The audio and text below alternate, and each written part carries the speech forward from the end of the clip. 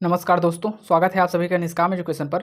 इस वीडियो में हम भारत का सामान्य अध्ययन से संबंधित महत्वपूर्ण 25 प्रश्नों को देखेंगे, जो कि हमारा मध्यकालीन भारत का होगा। ठीक है, ये हमारा पार्ट 2 है। इससे पहले पार्ट 1 जो है अपलोड किया जा चुका है, जो कि प्राचीन इतिहास का था। ठीक है, प्राचीन इतिहास के संबंधित जो 25 क्वेश्चन है उसको अपलोड किए जा चुके हैं। ये हमारा दूसरा पार्ट है जिसमें मध्यकालीन है। इसके बाद एक पार्ट और आएगा जिसमें जो है आधुनिक भारत के जो है क्वेश्चन जो कि संभावित हो सकते हैं उसको लिया जाएगा। ठीक है, ये किसी न किसी एग्जाम में आया हुआ है। ठीक है, तो चलिए शुरू करते हैं पहले क्वेश्चन से। ये एक प्रकार से प्रैक्टिस सेट के रूप में रहिएगा दोस्तों, ये रहेगा। इसमें आप जो है अपनी तैयारी को जांचिएगा कि आपसे कितना बन पा रहा है। 15 अक्टूबर को जो है अपेक्स बैंक का स्पेशली पेपर होने वाला है, उसके लिए इसको तैयार किया गया है। ठीक है, इसमें हम लोग ज़्यादा डिटेलिंग में नहीं जाएंगे, केवल वीडियो का आंसर को देखेंगे। एक प्रकार के रूप में प्रैक्टिस सेट के रूप में रहेगा। ठीक है, तो चलिए आगे बढ़ते हैं और शुरू करते हैं पहले क्वेश्चन से। पहला क्वेश्चन दिया हुआ है, भारत में प्रथम मुस्लिम आक्रमणकारी कौन था। तो देखिए, भारत में प्रथम मुस्लिम आक्रमणकारी कौन था। आपके ऑप्शन है कुतुबुद्दीन ऐबक, महमूद गजनी, मोहम्मद बिन कासिम या मोहम्मद गौरी।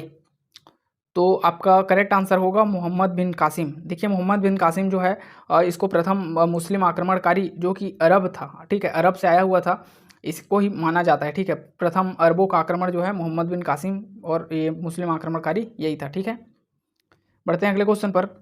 अगला क्वेश्चन है, शाहनामा के लेखक कौन है। क्या अलबरूनी है, फिरदौसी है, उत्बी है। ये देखिए, ये उतने लिखा गया है, इसको करेक्ट कीजिएगा। ये जो है उत्बी है। ठीक है, क्या उत्बी है या बरनी है। तो इसका शाहनामा का लेखक कौन है, तो Firdausi. Option B is the correct answer. ठीक है, फिरदौसी जो है शाहनामा के लेखक हैं। चलिए बढ़ते हैं अगले क्वेश्चन पर। अगला क्वेश्चन है, नालंदा विहार को विध्वंस किसने किया था। देखिए, नालंदा विश्वविद्यालय जो है बहुत ही प्रसिद्ध है। ठीक है, इसको एक समय में ज्ञान की नगरी के नाम से भी जाना जाता था। ये कुमारगुप्त, ठीक है, कुमारगुप्त के द्वारा इसको बनवाया गया था। गुप्तवंशी शासक थे कुमारगुप्त। इसको विध्वंस किसने किया था, अर्थात इसको नष्ट किसने किया था, इस ऑप्शन में पूछा गया है इस प्रश्न में। आपके ऑप्शन है कुतुबुद्दीन ऐबक, बख्तियार खिलजी, मोहम्मद बिन तुगलक या अलाउद्दीन खिलजी। किनके द्वारा इस नालंदा विहार को विध्वंस किया गया था। तो इसका करेक्ट आंसर होगा बख्तियार खिलजी।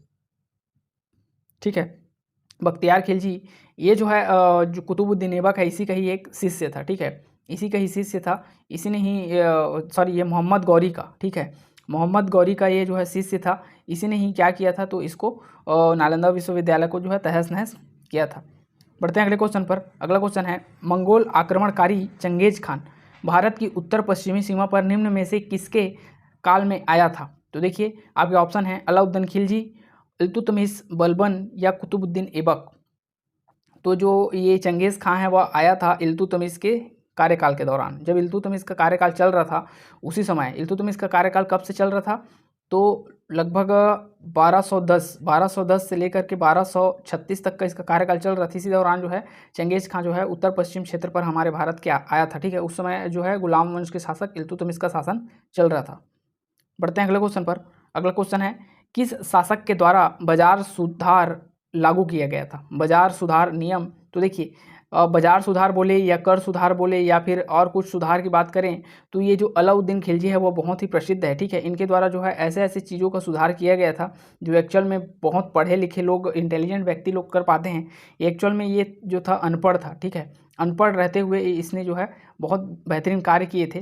तो बाजार सुधार नियम जो है किसने लाया था, तो Alauddin Khilji. Option B correct answer होगा। बढ़ते हैं अगले क्वेश्चन पर। अगला क्वेश्चन है, भारत में ये क्या है, इसको हटा दीजिए दोस्तों, ये जो है गलत टाइपिंग हो गया है। भारत में सर्वप्रथम सांकेतिक मुद्रा का प्रचलन किसने किया था। तो देखिए, भारत में सर्वप्रथम सांकेतिक मुद्रा का प्रचलन किसने किया था। आपका ऑप्शन है अकबर, जलालुद्दीन खिलजी, मोहम्मद बिन तुगलक या बहलोल लोदी। तो इसका करेक्ट आंसर हो जाएगा दोस्तों मोहम्मद बिन तुगलक। ठीक है, मोहम्मद बिन तुगलक के द्वारा जो है भारत में सर्वप्रथम सांकेतिक मुद्रा का प्रचलन शुरू किया गया था। आपको याद होगा, ये जो मोहम्मद बिन तुगलक है ये तुगलक वंश का शासक था। ठीक है, इसको जो है पागल सुल्तान के नाम से भी जाना जाता है। पागल सुल्तान, रक्त पिपासु, ठीक है, और लंपट मूर्ख ये नहीं है, पागल सुल्तान। ठीक है, और इसी प्रकार से कई नामों से जाना जाता है, क्योंकि इसने ऐसा ऐसा कार्य किया जो भलाई के लिए करता तो था, लेकिन यह जो है इसका सभी बाजी जो है उल्टे पड़ जाते थे। ठीक है, बढ़ते हैं अगले क्वेश्चन पर। अगला क्वेश्चन है, निम्न में से किसने गुलरुखी उपनाम से अपनी कविताओं की रचना लिखी थी। तो देखिए, गुलरुखी नाम से किसने अपनी रचनाओं का उपनाम से लिखता था, तो आपके ऑप्शन है फिरोज शाह तुगलक, अकबर, इब्राहिम लोदी या सिकंदर लोदी। तो इसका करेक्ट आंसर हो जाएगा सिकंदर लोदी। सिकंदर लोदी जो है बहुत सारी कविता लिखता था, ठीक है, रचनाएं लिखता था, और उसको नाम देता था गुलरुखी।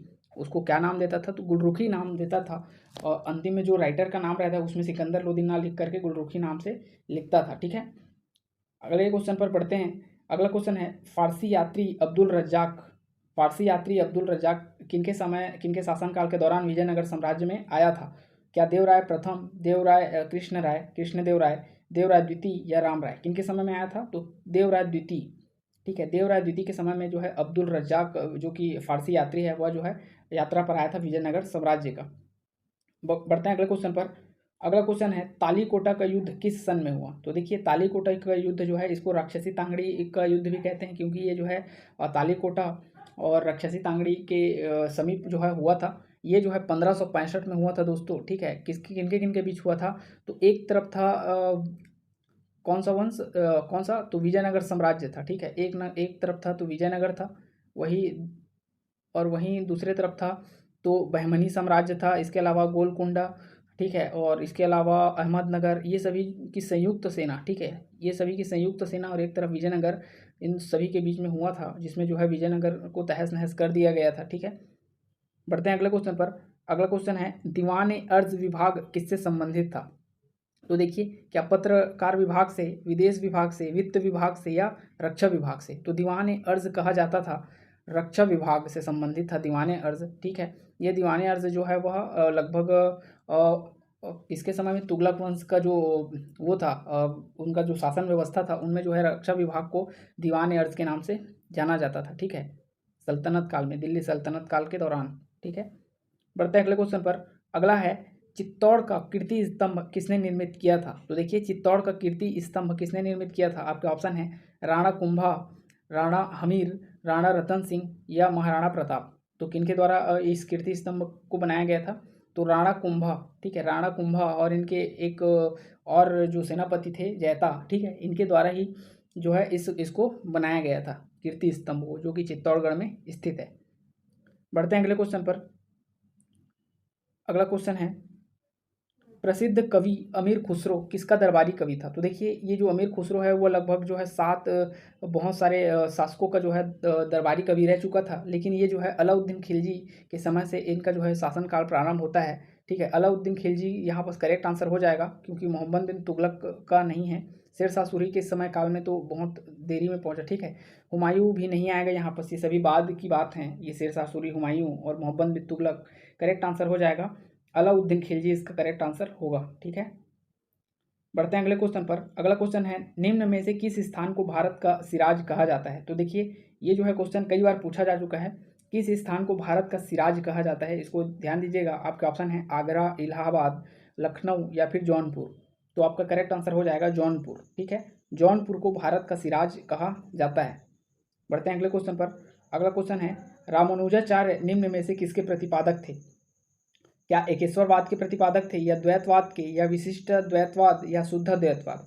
तो ये शुद्ध द्वैतवाद जो है ये तो वल्लभाचार्य से संबंधित है, ठीक है, वल्लभाचार्य जी से।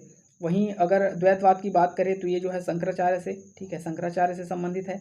वहीं ये इसका करेक्ट आंसर हो जाएगा ऑप्शन नंबर सी, विशिष्ट द्वैतवाद जो है रामानुजाचार्य से संबंधित है, ठीक है। बढ़ते हैं अगले क्वेश्चन पर। अगला क्वेश्चन है शुद्ध चांदी का रुपया का आविष्कार किसने किया? तो देखिए यहाँ पर रुपया आ गया। रुपया जो है अभी वर्तमान में हमको जो नाम पड़ा है रुपया, इसका जो देन है वह शेरशाह सूरी को जाता है, ठीक है।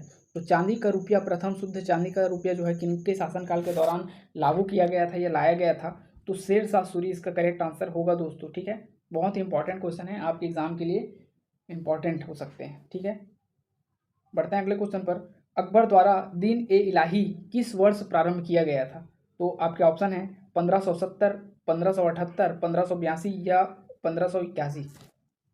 तो इसका करेक्ट आंसर हो जाएगा 1582 में जो है दीन ए इलाही जो है इसको चालू किया गया था। ये एक प्रकार से जो है धार्मिक क्षेत्र से जुड़ा हुआ था ये दीन ए इलाही, ठीक है। ये एक प्रकार से जो है धर्म था, ठीक है, ऐसा धर्म था जो कि सभी का समावेशन होता था इस धर्म में।